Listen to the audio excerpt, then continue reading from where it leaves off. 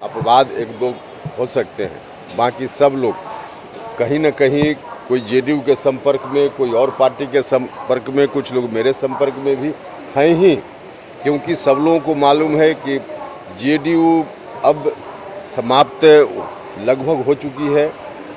JDU की नैया पर सवार होकर के चुनाव की बेहतरीनी पार नहीं करना संभव है, तो सब लोगों ने अपना अपना कनेक्शन लगा कर रखा है।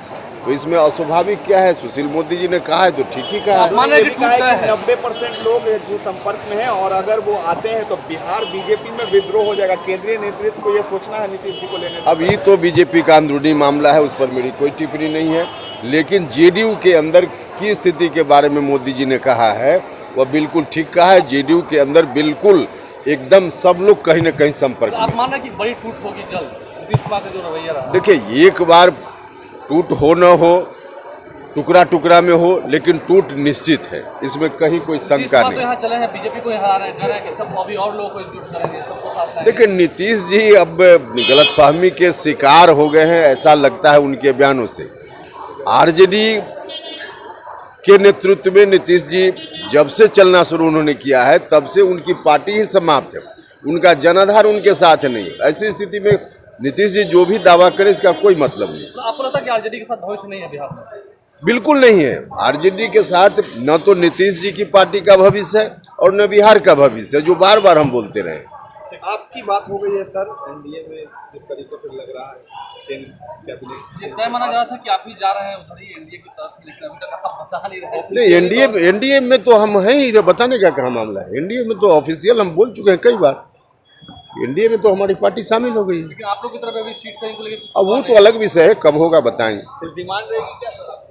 आदमी जो है बीजेपी पे का पास गए थे और राज्यपाल बनाने को लेकर बात कर रहे थे, क्या इसकी कोई बात है सर जेडीयू? अरे हम तो बार बार बोल रहे हैं कि जेडीयू के बड़े से बड़े नेता, अपवाद एक दो हो सकते हैं, बाकी सब लोग कहीं ना कहीं कोई जेडीयू के संपर्क में, कोई और पार्टी के संपर्क में, कुछ लोग मेरे संपर्क में भी हैं ही, क्योंकि सब लोगों को मालूम है कि जेडीयू अब समाप्त लगभग हो चुकी है।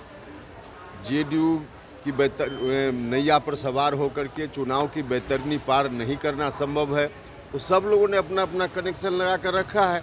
तो इसमें अस्वाभाविक क्या है? सुशील मोदी जी ने कहा है तो ठीक ही कहा है। उन्होंने ये भी कहा है कि 90% लोग जो संपर्क में हैं और अगर वो आते हैं तो बिहार बीजेपी में विद्रोह हो जाएगा। केंद्रीय नेतृत्व को ये सोचना है नीतीश जी को लेने। अब ये तो बीजेपी का अंदरूनी मामला है, उस पर मेरी कोई टिप्पणी नहीं है।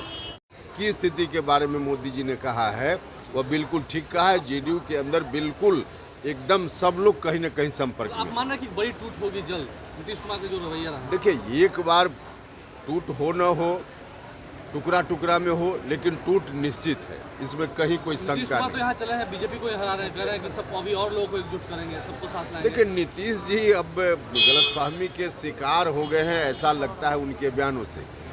आरजेडी के नेतृत्व में नीतीश जी जब से चलना शुरू उन्होंने किया है, तब से उनकी पार्टी ही समाप्त है, उनका जनाधार उनके साथ नहीं है। ऐसी स्थिति में नीतीश जी जो भी दावा करें इसका कोई मतलब नहीं। तो आपको लगता है कि आरजेडी के साथ भविष्य नहीं है बिहार में?